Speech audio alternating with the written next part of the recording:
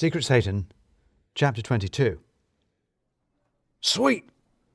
Balls was standing in the door to his office, hissing at me melodramatically, as if that way no one else would notice. This did not work. In fact, it made him even more noticeable than usual. Sweet! Balls wants a sweetie, said Lem under his breath. Richard! I said. How can I help you? Get in here, he said, waving me into his office. He closed the door behind me and leaned in, his eyes wild. I've had another card from you-know-who. Have you? I said, trying to sound surprised, which would have been easier if it hadn't been me who had sent it, with Sue and Edie's help. I'd like to get your take, he said, and he went behind his desk, turning his monitor round to face me. There was a cheery snowman, dressed in a scarf of brand secondary palette colours. There were the snowflakes, made out of the logo, reflected around different vertices. And there was the A Merry Mead Marple Christmas to You All header graphic. And then, underneath, Happy Christmas. Although probably not for me if you've got this, because it means I haven't been there to stop it going out, and that means that I've been got rid of. Or they've finally come to their senses and put me away. And it probably means you still don't know how they've done it. If it helps, I can tell you this. I'm pretty sure someone is dealing out of the office. There are drugs right here in the building. Do something about it. Get a move on. Tony. Well, that certainly does sound like him, doesn't it? I said, which it did. Edie was pretty good at her job, it turned out. He signed it Tony, said Balls, pointing. That's his name. Yes, Richard, yes, it is. Talk to me, said Balls. Strategize. What do we do? Well, Tony thought there were drugs in the office, I said, trying to sound as if I was thinking on my feet. This is good. No, it's bad, said Richard. Drugs are bad, Sweet.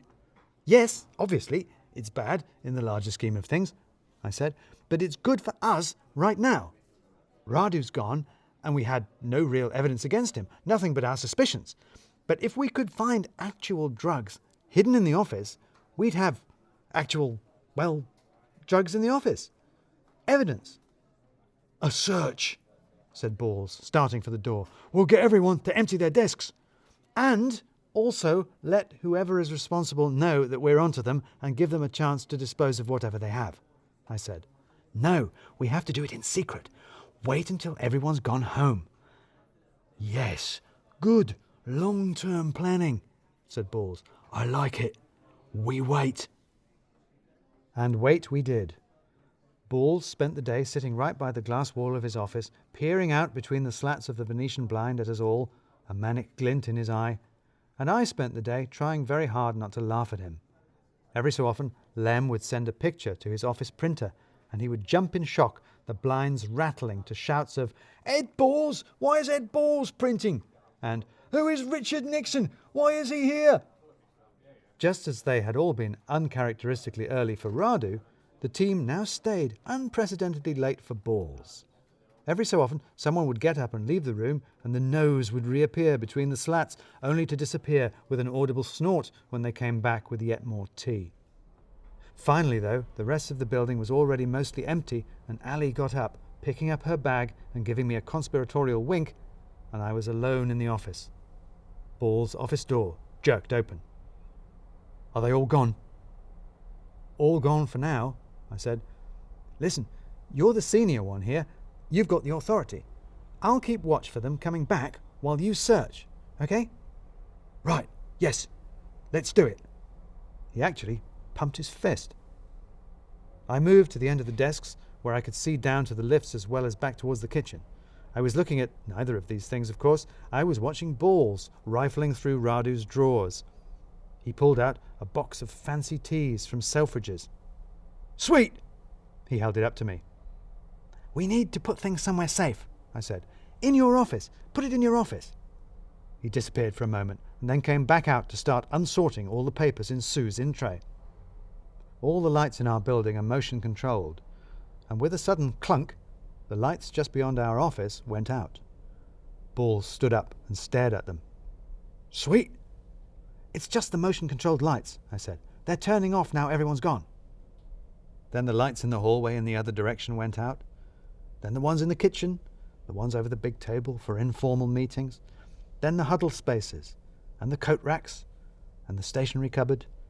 Clunk, clunk, clunk, the distance disappearing into shadow. Until all that was left was Richard Balls and I, standing isolated in light, surrounded by the piles of books and knickknacks that Balls was flinging to the floor from Ned's desk. "Sweet!" He had a pencil case. "In your office," I said. "Anything suspicious?" He scurried away again and hustled back to start sorting through Lem's baffling collection of DVDs. Why does anyone actually own a DVD of Santa Claus the movie? Clunk. Ball's head snapped up. There in the distance, down by the lifts, a figure, dressed all in black, black sweatpants, black hoodie. Ball stiffened. Clunk. In the other direction, a figure in the kitchen, another man in black. Clunk. By the filing cabinets, and standing there perfectly still, another figure all in black, hood pulled down over the face, hideously sinister in the banal office surroundings. "Sweet! Sweet! It's him!" Then all at once, at some unheard signal, they all moved, lurching towards us. And Balls moved too, like someone had just told him there were free drinks for staff in the lobby. He didn't say anything, he just took to his heels, sprinting for the back stairs. I have to say, I was quite impressed. He had a surprising turn of speed. I could barely keep up with him. We made it through the doors and echoed down the stairs, and then out through a door onto the floor below. "Find security, Sweet," said Balls. "They must be around." But there was another figure in black, racing towards us down a corridor, and Balls took off again, racing between rows of desks, little flurries of post-it notes peeling away from screens in his wake, making a havoc of countless workflows. Finally to the lifts, jumping in one and jabbing at the ground floor button. "He's flipped," said Balls, panting. "He's gone rogue. Come for me. It isn't safe here. We've got to get out." He didn't even need the final figure in black waiting for us on the ground floor as an inducement. The moment the lift doors opened, Balls sprinted for the exit. I stood in the lift and watched him swearing at the security gates as he fumbled with his pass in his panic, and then finally he was through and out, and he was gone, out into the rainy, glittering nighttime streets beyond. For my part, I took my time. After all, everyone else was going to have to change out of their Radu costumes, and if I got to the pub before them, I'd have to buy all the drinks.